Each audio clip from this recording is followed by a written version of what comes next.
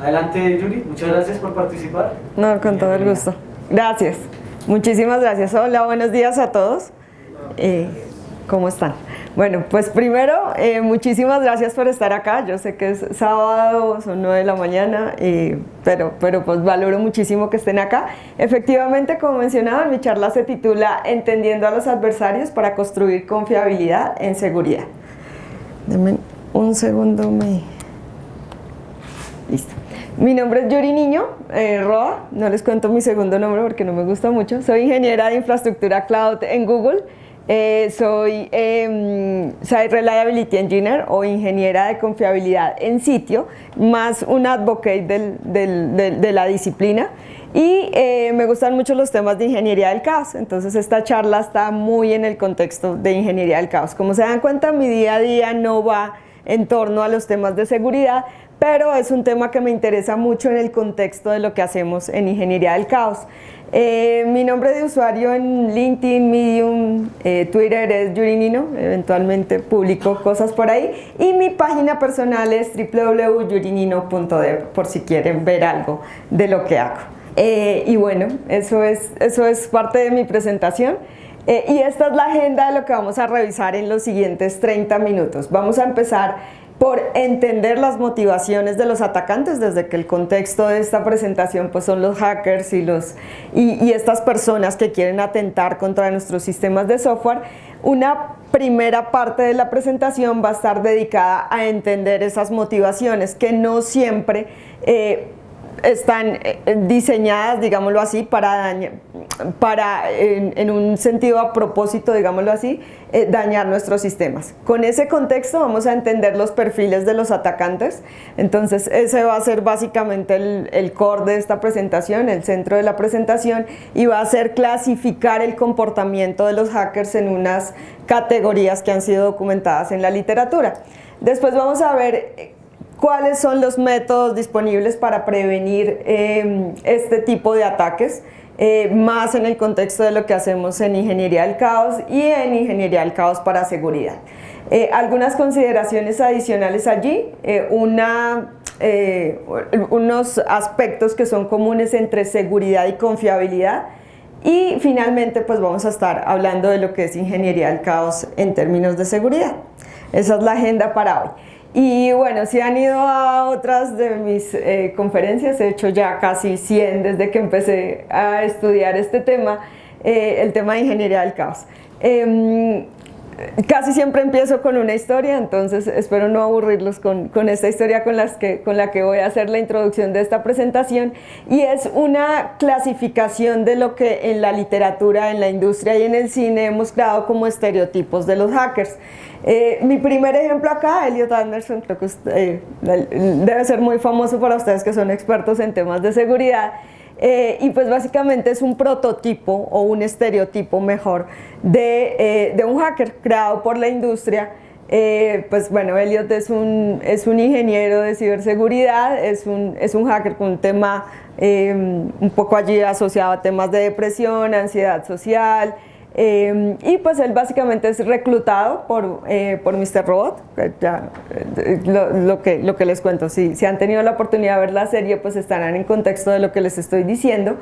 Y pues básicamente acá él hace parte de un grupo de hacktivistas o de activistas en términos de buscar o de manipular a la sociedad en términos del entendimiento del seguimiento a una ideología que se tiene. Ese es el primer estereotipo, lo vamos a revisar ahora cuando hagamos clasificación de los hackers. El segundo, me gustaría mejor hablar del que está pintado acá en la parte final de la diapositiva, y tiene que ver con este libro. Si no lo han revisado, es un libro buenísimo, es muy chévere.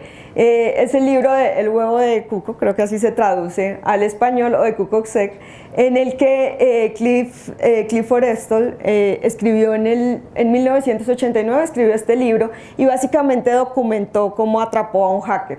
Es interesante porque muestra, o sea, está está escrito como en un diario y muestra en el día a día cómo logró atrapar a alguien que estaba dañando los sistemas del Laboratorio Nacional de Lawrence Berkeley. Entonces, una recomendación para los sigan, y también pues una creación de un segundo prototipo, un segundo estereotipo de hacker, y es alguien que busca dañar los sistemas con una intención, y cómo a partir del diario que está documentado en el libro se pueden entender muchos de los comportamientos y de lo que encontramos común sobre él.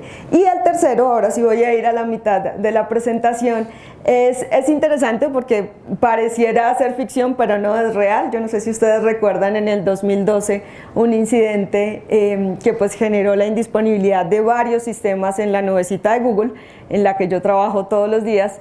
Y básicamente pues nos dejó sin servicio consecuencia de un gato. Aquí el hacker fue un gato, como mencionábamos antes. No siempre la consecuencia es la misma y es el daño al sistema de software, pero no siempre hay una intención por dañarlo, ¿no? Yo no creo que el gato estuviese buscando dañar el data center, que pues finalmente generó esta caída en producción de varios de los servicios que teníamos disponibles allí. Y bueno, ¿qué es común entre estas historias con las que hice esta introducción? Que pues básicamente la consecuencia, y lo que ya les mencionaba, la consecuencia es la misma, un daño al sistema, intencional o no, pero pues un daño finalmente al sistema. Eso es lo que tenemos en común allí. Y es que entender a los adversarios en términos de los sistemas es crítico para construir resiliencia y supervivencia a una amplia variedad de catástrofes. Ese es mi campo de estudio, la falla sobre los sistemas en producción, y en ese contexto de las fallas, que yo las estudio del lado de la infraestructura y de lo que eventualmente sale mal con la infraestructura, hay un aspecto bien importante, y es cuando tenemos a un humano del otro lado dañando nuestras aplicaciones, ¿sí? Y aquí el tema es más desafiante, porque cuando yo estudio ingeniería del caos, estudio la falla, sé que tiene que ver con algo aleatorio, algo que sale mal, algo que yo no controlo. Pero acá, en este escenario, en el escenario de la falla, consecuencia de una acción intencionada o no de un humano, o bueno, de un gato, por dañar nuestras aplicaciones, el campo de estudio y lo que nos desafía en este aspecto pues es bien interesante. Entonces, entender a esos adversarios, entender al humano del otro lado, desde un lado no solo técnico sino psicológico, nos permite eventualmente crear estrategias de resiliencia y confiabilidad, que es el fin último de lo que estamos buscando, que nuestras aplicaciones sean capaces solitas de recuperarse a la falla, incluso cuando tenemos a un humano del otro lado dañando nuestras aplicaciones. Y ahora, con ese contexto, entonces ya estuvimos hablando de historias tristes en las que la consecuencia pues finalmente fue un daño al sistema. Vamos a entender cuáles son las motivaciones de los atacantes. Esto para poder luego entender estos perfiles que se han creado en la literatura sobre su comportamiento. Entonces vamos a ver cuáles son las motivaciones que tenemos por ahora clasificadas en la literatura. La primera, y tal vez la más común, tiene que ver con diversión, lo que está allí mapeado como fun, y es ese interés y esa curiosidad por saber qué pasa si pruebo esto, ¿será que soy capaz de vulnerar o dañar el sistema? Es la más común, es la que más motiva a los hackers, tiene que ver con diversión y con esa posibilidad de satisfacción a partir de dañar o atentar contra un sistema. El segundo tiene que ver con la fama, hacerse famoso a partir de un incidente generado. Entonces aquí vienen temas de egocentrismo y de una motivación más por quererse hacer notar en el mercado o en la industria a consecuencia del ataque que generamos. Destrucción, dañar, simplemente dañar, incluso sin siquiera poder obtener una remuneración o un cambio económico a partir de lo que están haciendo. El destruir y el dañar es otra de las motivaciones aquí documentadas. Ganar dinero, esa también es una motivación acá, y esa es, por ejemplo, ahora, y ya les voy a hablar más adelante del incidente. Si algunos de ustedes son usuarios de Sanitas y de Colsanitas, sabrán que sufrieron un incidente de seguridad desde noviembre del año pasado, pues el fin último acá era obtener dinero. No sabemos todavía si la empresa, lo que uno encuentra en Twitter es que algunos dicen que sí pagó, que no pagó, pero bueno, y que la data ya está pues disponible en estos mercados negros. La coacción, la coacción muy asociada a la manipulación, que está mapeada allí, y que tiene que ver con ese interés por mover a la masa o mover a un conjunto de personas en pro de algo que queremos. Y finalmente el espionaje, lograr obtener acceso a información que no se debería. Volviendo al tema de las historias tristes y de motivaciones, aquí algunos ejemplos de las motivaciones que yo mencionaba. El primero que está allí y el que está documentado en la historia tal vez como el incidente más devastador en términos de seguridad, el NotPetya, en el 2018, que atacó a Maersk y también a FedEx y a otras compañías de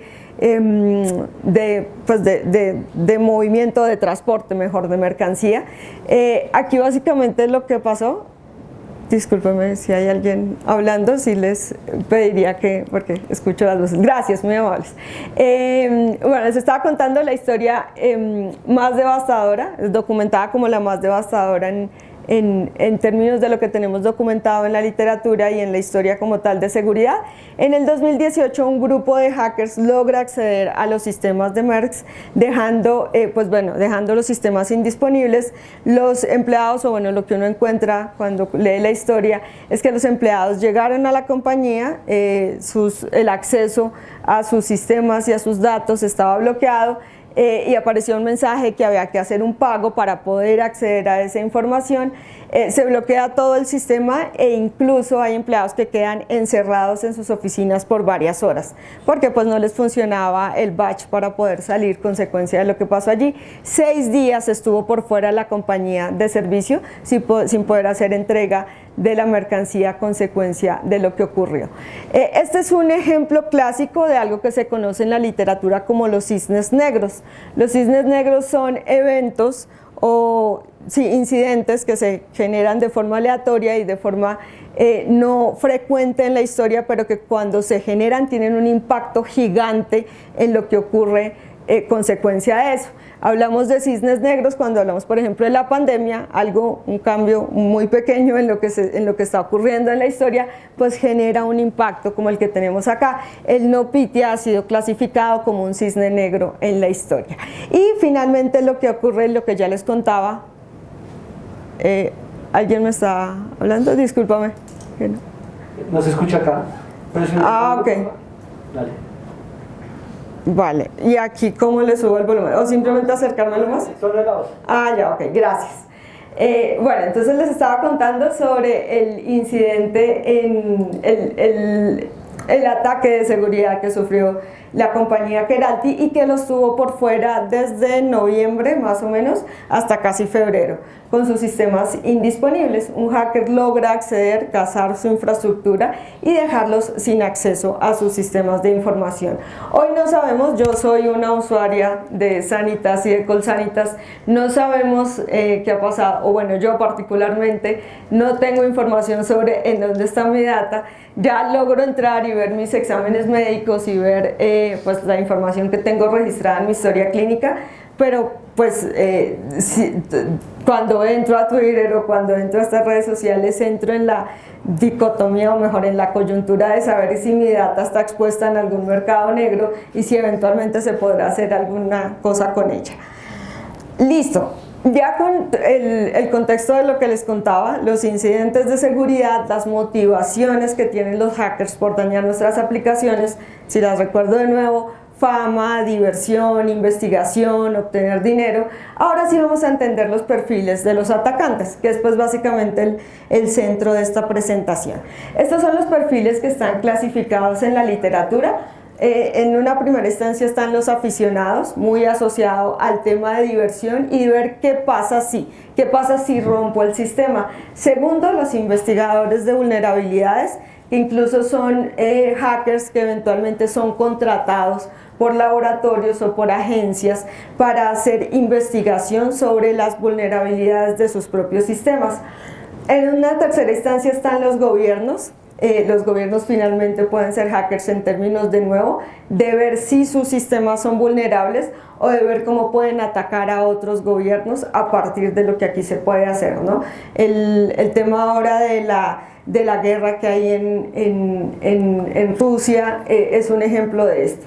Los activistas, muy asociado al tema de coacción y manipulación, lograr que un grupo de personas, y aquí cada vez que yo escucho activistas recuerdo a Eliot, lograr que una masa haga algo o que piense algo a partir de lo que, pues del ataque que generamos sobre nuestros sistemas.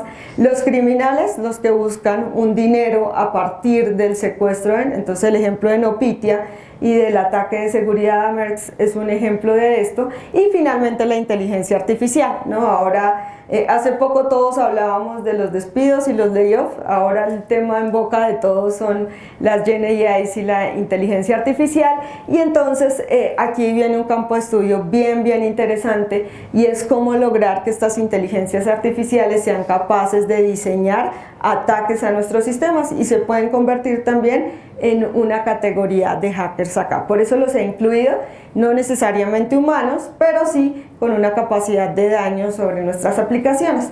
Esos son los perfiles que vamos a estudiar en las siguientes diapositivas, para al final entender, sí, todavía tengo tiempo, para al final entender cómo la ingeniería del caos y la ingeniería del caos en seguridad también nos da unas herramientas para poder proteger nuestras aplicaciones frente a esto. Si se trata de construir resiliencia en nuestras aplicaciones en el contexto de seguridad y sabiendo que aquí la falla es consecuencia de un humano que está al otro lado intentando dañar nuestras aplicaciones, pues el primer punto es entender eso, entender su comportamiento y entender cómo podemos mitigar esas fallas a partir de ese entendimiento. Como les contaba, la primera clasificación son los aficionados, pues que en inglés se escribe de esta manera, y pues básicamente acá el interés es hackear por diversión, hackear por ver qué pasa si. Eventualmente no hay un interés de cobrar un dinero a partir de o dañar como tal el sistema. El tema es más diversión, el tema es más curiosidad. Y pues en esta clasificación pues están generalmente personas que empiezan a hacer un debug sobre las aplicaciones con el fin de descubrir huecos que puedan tener en términos de, pues, del diseño de las aplicaciones. Están motivados por su hambre de conocimiento, aquí este es básicamente su interés, es curiosidad y es ver qué pasa. Acá un par de ejemplos sobre lo que tenemos en la historia asociado a los aficionados. Creo que todos nos hemos encontrado o bueno, yo particularmente lo hago, y es que cuando uno entra a un sitio y eventualmente se da cuenta que no es un sitio que está bien construido, uno va a las herramientas de desarrollador y empieza a ver si están por ejemplo, la tarjeta de crédito expuesta o información o data que pudiera estar expuesta, incluso se intenta hacer un SQL injection o cualquiera de estos ataques con el fin de saber si la aplicación es vulnerable o no. Yo pues eventualmente lo hago cuando tengo un poco de tiempo para ello. En la segunda clasificación tenemos a los investigadores. Básicamente son personas que de forma profesional trabajan en atacar aplicaciones para poder determinar información y conocimiento sobre las aplicaciones.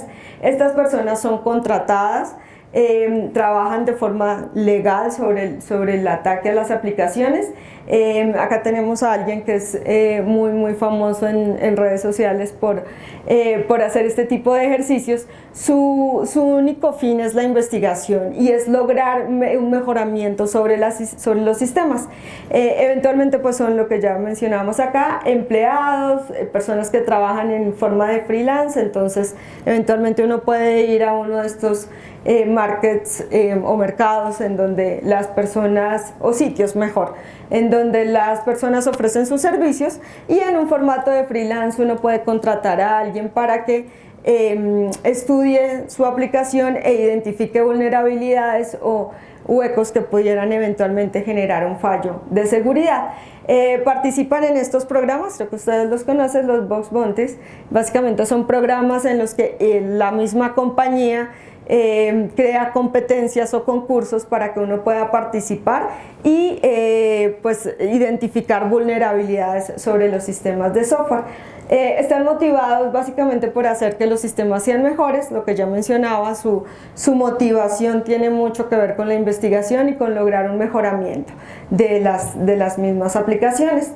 Y pues suelen ser los equipos rojos en estas pruebas de Red Blue Teaming. Tercera clasificación de los hackers, los gobiernos. Así, eventualmente, en algún momento había presentado esta charla en algún otro sitio y alguien me decía que pues somos humanos y no tenemos o sea, los humanos somos muy complejos y es difícil lograr clasificarnos acá y lograr de forma como tan estructurada y tan certera decir si usted es un hacker que pertenece a esta clase, ¿no? Pero lo cierto es que lograr una clasificación como la que yo estoy presentando acá sí nos va a permitir eventualmente construir unas estrategias de resiliencia, que era lo que les contaba, es el fin último de la ingeniería del caos.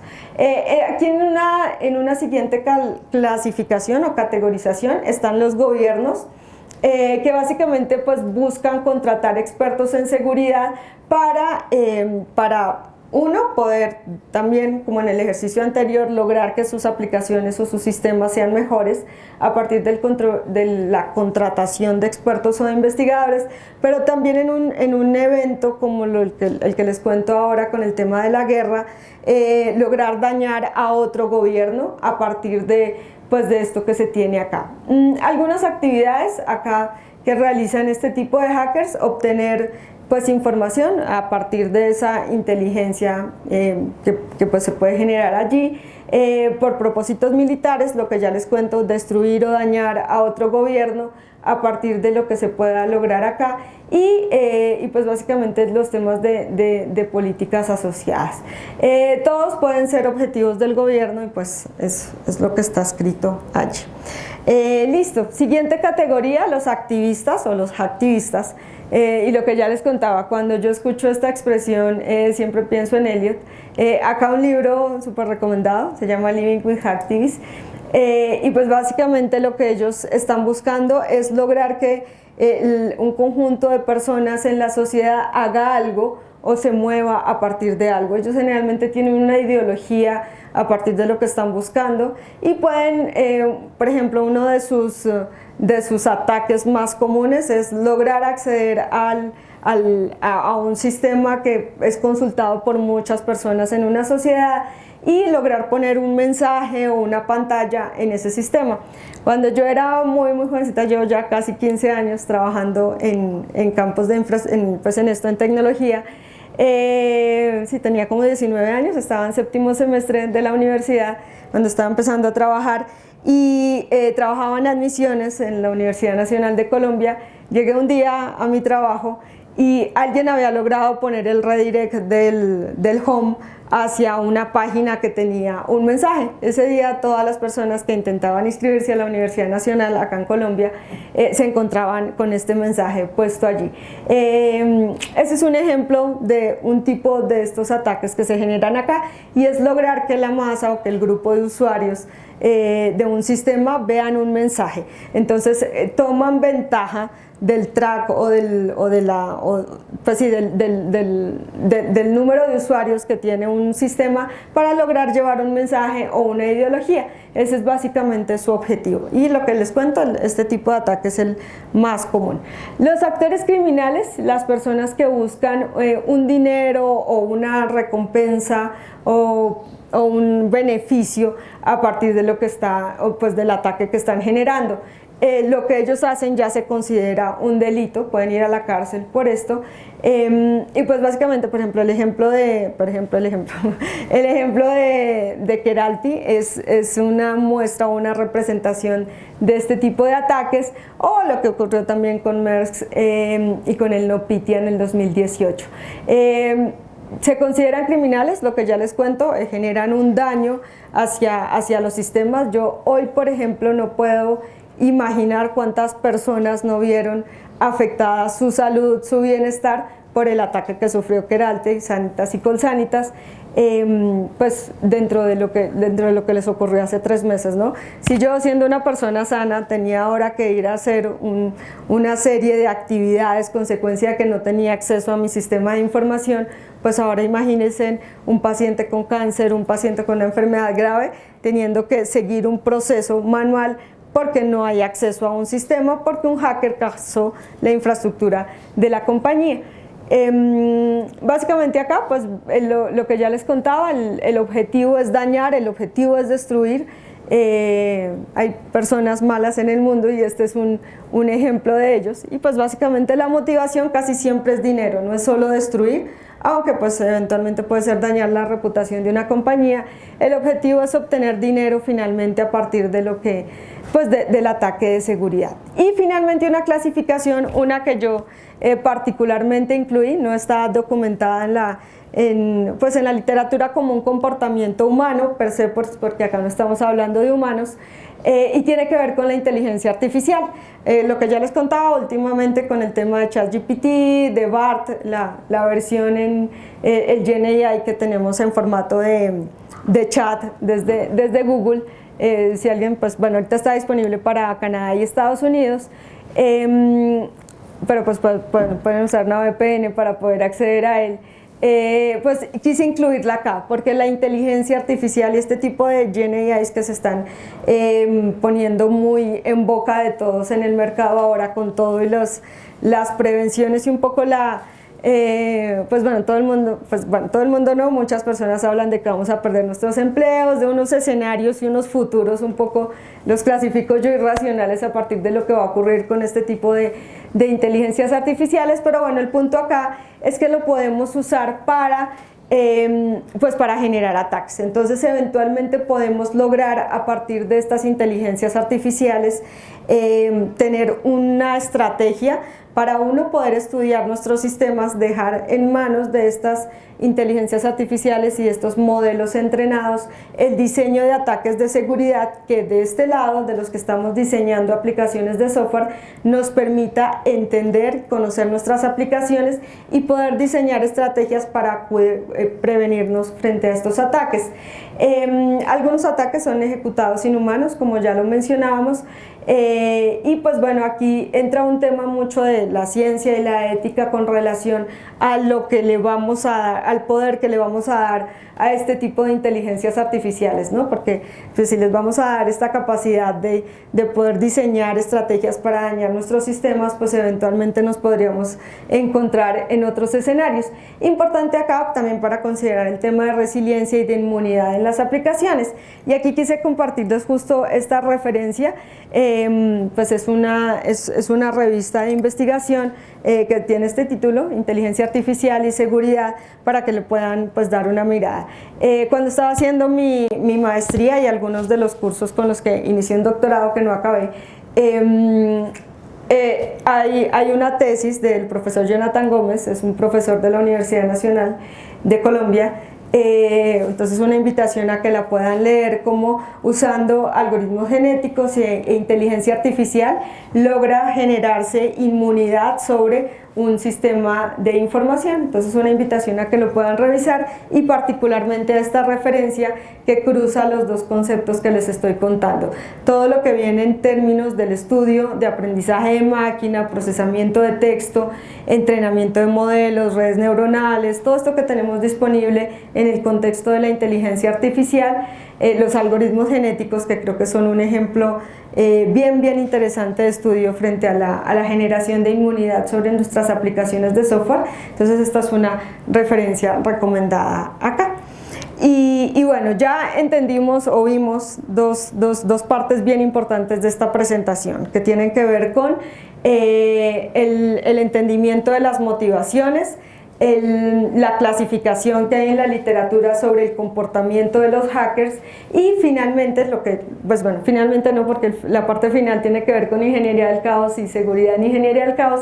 Ahora en una tercera parte, los métodos de estudio sobre estos atacantes. Y acá hay una matriz que es bien interesante. Este es un repositorio para entender cómo los adversarios usan ciertas estrategias o metodologías. Discúlpenme que la diapositiva no tiene la letra está muy pequeñita, aquí la intención no es mostrar cada uno de estos métodos, por eso no me esmeré más en mejorar la letra que estaba acá, sino simplemente quería que viéramos el título de la matriz, el AT-AT SICA, que básicamente eso es lo que les cuento, un repositorio con las estrategias y los métodos que usan los adversarios para dañar nuestras aplicaciones y que nos permiten construir resiliencia. Entonces, una invitación a que puedan revisar la fuente, es básicamente eso, y que pues podamos ver la cantidad de métodos y de estrategias disponibles que hay. Entonces tenemos una clasificación sobre los hackers y una clasificación sobre sus métodos y sus estrategias de daño a nuestras aplicaciones.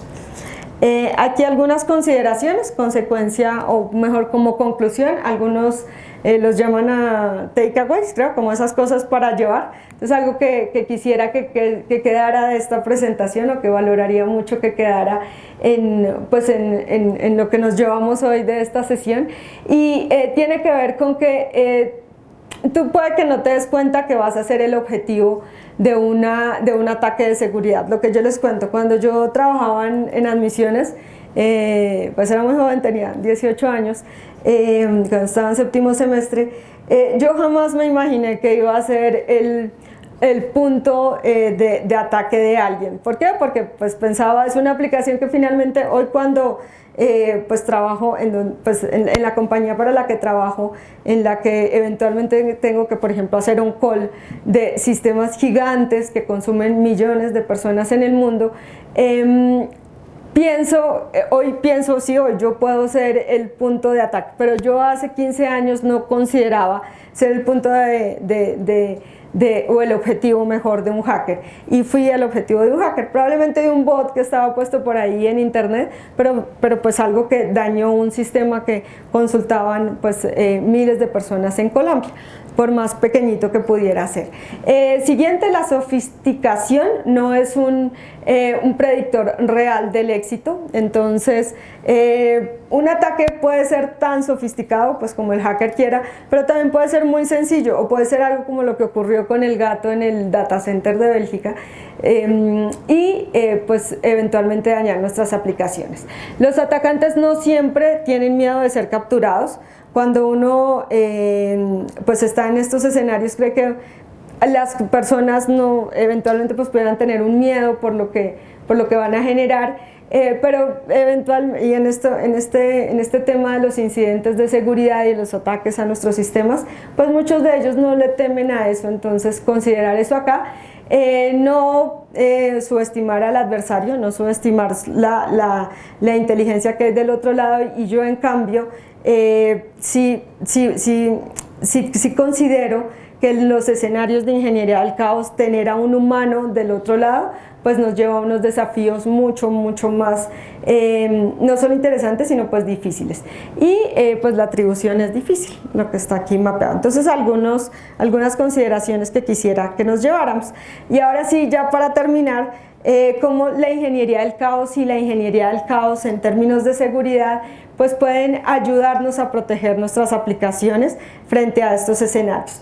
Y aquí el desafío es aún mayor, porque en mis ejercicios de ingeniería del caos pues yo ya tengo unos patrones de falla identificados en la literatura, así como las fallas en cascada, las latencias, las fallas de red, las fallas de disco, y tengo unas estrategias o unos patrones también documentados en la literatura para proteger a mis aplicaciones. ¿Por qué? Porque pues generalmente son patrones y se comportan las fallas de la misma manera. Acá yo ya tengo a un humano, y es que ese es el punto sobre el que he querido llamar mucho la atención, y es que tengo un humano, tengo una inteligencia del otro lado, una inteligencia que pues es muy difícil de mapear, a pesar de que tenemos acá estas categorías, y que eventualmente sale con algo que yo no espero o que no he considerado en algún momento. Entonces eso hace mucho más desafiante lo que hacemos del lado de la ingeniería del caos. Pero antes de eso, una definición de lo que encuentran en este sitio, que es el sitio en donde está tal vez el manifiesto, tal vez no, en donde está el manifiesto de ingeniería del caos, y con la definición de lo que tenemos acá. Ingeniería del caos es la disciplina de experimentar con fallas en producción con el fin de construir bueno, con el fin de revelar las debilidades del sistema y construir confianza en su capacidad de resiliencia. Eso es lo que hacemos del lado de la ingeniería del caos. Uno, y he puesto en rojo 3 palabras que siempre considero importantes en esta definición y que fueron las que llamaron mi atención el día que encontré esta disciplina en un libro, cuando trabajaba hace un tiempo en un banco que queda en el centro. Teníamos queda en el centro y tiene 44 pisos, creo que es. Teníamos un tema y un desafío bien interesante a nivel de desempeño de la aplicación. Ahí, con el fin de resolverlo, me encontré yo con la disciplina que acababa de publicarse en su momento, como algo que venía estudiando Netflix en su momento. Y algo que llamó para mí la atención fue el tema de experimentar, por justo lo que había hecho pues también ya del lado de la academia. Entonces es bien importante mapear el concepto dentro de eso, dentro del método científico y dentro de la experimentación, en donde en producción, los que son muy puristas dicen que ingeniería del caos debería hacerse en producción, no necesariamente. Entonces uno puede en ambientes bajos o en ambientes locales, ya en el contexto de seguridad, replicar una falla de seguridad para eventualmente construir una estrategia de resiliencia. Y pues finalmente el fin último acá, construir confianza en la capacidad que tienen las aplicaciones para responder. Como les conté al comienzo, parte de lo que he hecho en mi historia de vida ha sido estudiar ingeniería de confiabilidad en sitio, garantizar que las aplicaciones sean confiables. Eso es algo que a mí me motiva mucho en términos de lo que hago en mi trabajo y en mi día a día, y es lograr confiabilidad sobre las aplicaciones. Entonces, estudiar los patrones de comportamiento de los hackers para construir esas estrategias nos permitirán eventualmente generar aplicaciones más confiables. La ingeniería del caos nació en algún momento en la historia, y luego viene alguien, Aaron, el autor de justo un libro que se publicó hace poco sobre ingeniería del caos.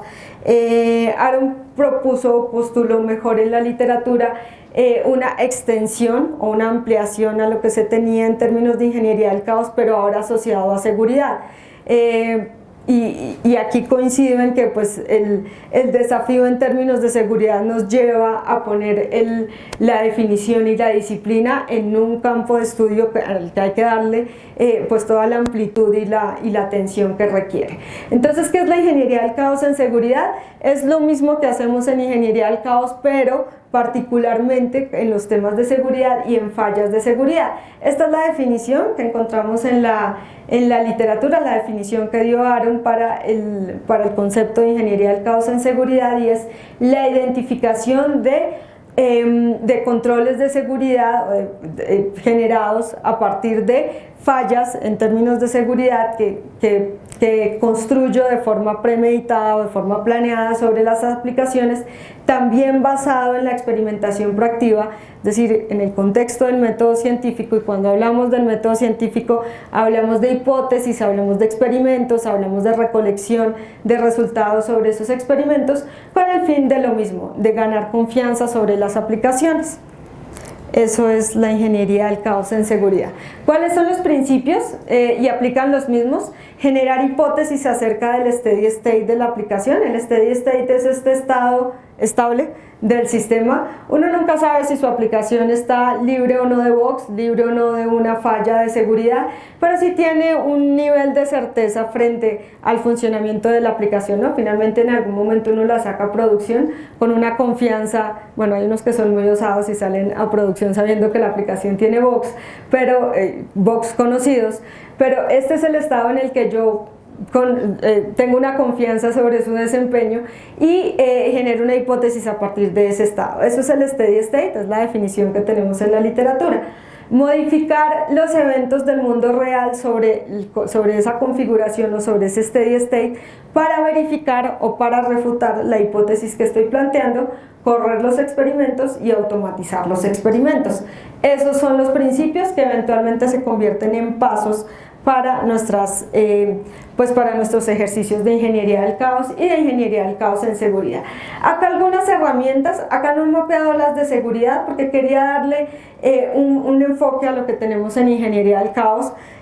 también entendiendo que hay otras charlas asociadas al mismo tema y probablemente allí se dé un enfoque mayor. Estas son herramientas para hacer ingeniería del caos, pero que eventualmente también nos podrían servir para hacer ingeniería del caos en términos de seguridad. Una que particularmente llamo yo acá en términos de ingeniería del caos en seguridad es el Chaos Toolkit, porque esta es una herramienta mucho más diseñada para escribir el experimento, escribir la hipótesis, diseñar el experimento, per se que a uno le toca escribir el script con el que va a dañar la aplicación, entonces pues el script que uno pudiera escribir pues está asociado a temas de seguridad. Y el Chaos Litmus, que está muy enfocado para Kubernetes, y entonces trae algunos diseños de escenarios sobre los componentes de seguridad mapeados sobre los clústeres de Kubernetes, entonces por eso también la incluí acá. Cuando estamos hablando de ingeniería del caos y de ingeniería del caos particularmente en seguridad, nos encontramos con unos ejercicios bien chéveres en la literatura que se llaman los Chaos Game Days. Los Chaos Game Days son eventos muy dinámicos y divertidos en los que enfrentamos a nuestros equipos de ingeniería a la falla de forma planeada para poder de nuevo construir resiliencia sobre nuestras aplicaciones.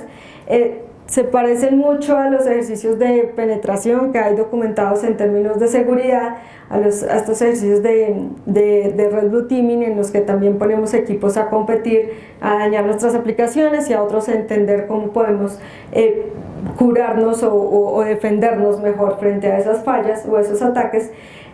Lo interesante de los Chaos Game Days y lo que los hace diferentes es de nuevo la construcción o la generación de una estrategia de resiliencia. Si yo me quedo solo en el ataque o en la generación de la falla, me quedo en lo que ya teníamos documentado en la literatura, pero cuando a partir de esa falla yo he construido una estrategia de resiliencia y de confiabilidad, ya puedo hablar de ingeniería del caos y puedo hablar de un Chaos Game Day.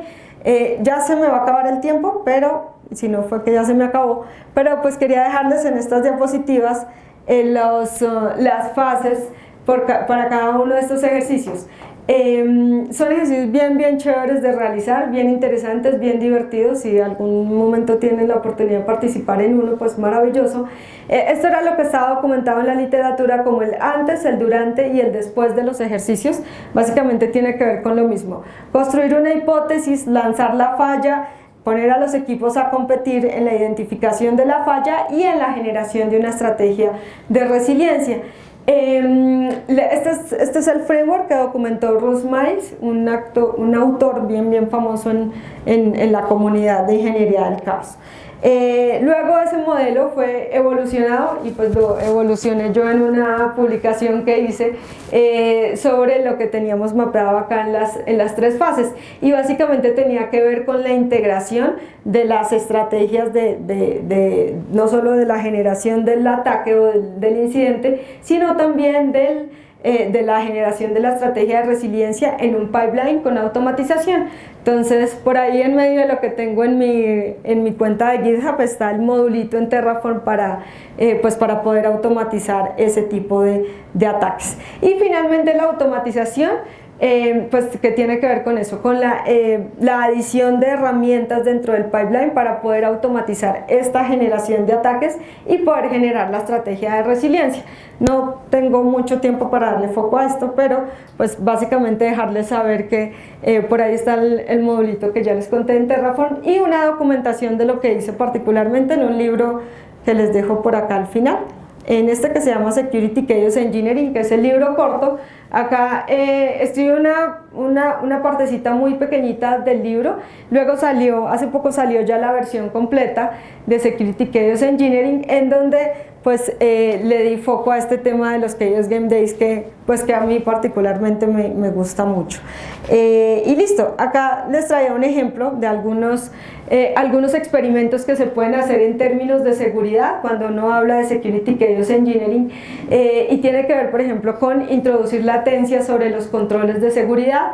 Entonces, si estamos usando, por ejemplo, pues voy a hablar particularmente de lo que conozco, entonces estamos hablando de un Cloud Armor en la nubecita de Google, pues cómo introducir latencia sobre el Cloud Armor para que eventualmente en una identificación, por ejemplo, de un ataque generado o de un ataque que busca denegar el servicio, pues se pueda generar latencia en la estrategia que tenemos de control.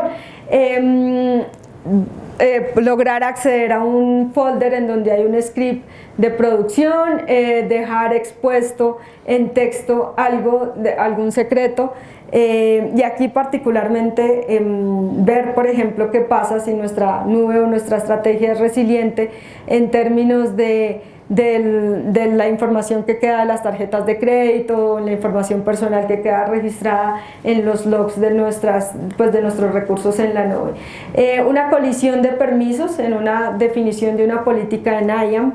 IAM pues es el conjunto de recursos que tenemos disponibles en la nube de Google para poder mapear los temas de autenticación y de autorización sobre nuestras aplicaciones de software. Entonces, ver si hay una colisión allí, ver qué pasa así, y incluso bajar un API Gateway también es un ejemplo de un incidente de seguridad. Exponer una información que tengamos en un bucket, dejarla de forma descifrada o deshabilitar el factor múltiple de autenticación en un escenario. Voy a saltarme esto porque ya se me acabó el tiempo, pero finalmente quería contarles sobre el journey en términos de seguridad, de lo que pues he aprendido estudiando este tema. Yo pues lo he estudiado más de forma autónoma que por algún desafío profesional, pues digámoslo así, que tenga. En donde trabajaba antes hacíamos ejercicios de ingeniería del caos en ambientes bajos, pero mucho más a nivel de la infraestructura y a nivel de otros escenarios, no los escenarios de seguridad. Por lo que quería mencionarles antes, y es que uno nunca cree que uno vaya a ser el objetivo de un ataque, pero eventualmente puede serlo.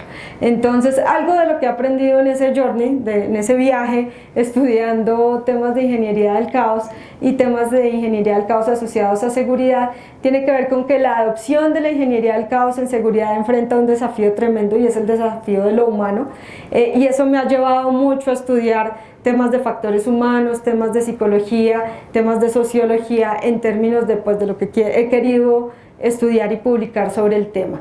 Reducir el daño potencial sobre lo que se tiene en el Blast Radius es bien importante. El Blast Radius tiene que ver con el área de impacto que tiene un ataque de seguridad, y entonces lograr minimizar desde lo que diseñamos en resiliencia, lograr hacer bien pequeñito ese círculo, pues es fundamental acá. La comunicación y la observabilidad son fundamentales.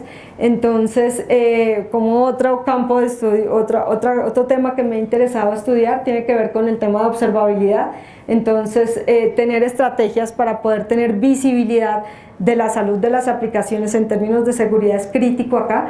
Los requerimientos con los temas de la experimentación son claves en seguridad también, y que tú no necesitas ser un experto en ciberseguridad. Yo no, pues lo que ya les cuento, llegué a este tema más por un interés personal que tengo, algo que me gusta hacer en mi tiempo libre, más que un desafío pues profesional que tenga, y no soy una experta en seguridad, no soy ingeniera de seguridad ni ingeniera de ciberseguridad, pero no necesito serlo para poder, y en términos de lo que construyo en mis aplicaciones no debería hacerlo, y sí debería tener una preocupación y un interés por ello.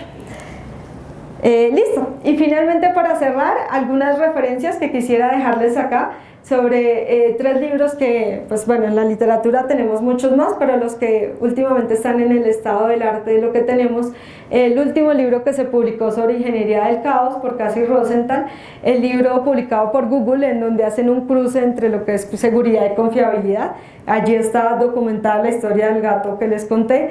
El libro de Security Chaos Engineering, en el que tuve la oportunidad de participar escribiendo la sección de Chaos Game Days, y finalmente, que pues es una extensión y que ya es escrito solo por Kelly y por Aaron, y bueno, por otro grupo de autores. Y finalmente, dos frases que quisiera que nos lleváramos es que no le tengan miedo a fallar, porque incluso intentar y que falle, pues eso es una gloria, eso es una victoria. Intentarlo y fallar es una victoria, y que una sola vulnerabilidad es lo que un atacante necesita para dañar nuestras aplicaciones. Un solo hueco es lo que él necesita, un solo espacio para el daño es lo que necesita. Y eso es todo. Muchísimas gracias por escuchar esta charla y por estar acá. Espero que sea de utilidad. ¿Listo? Muchas gracias, Yuri.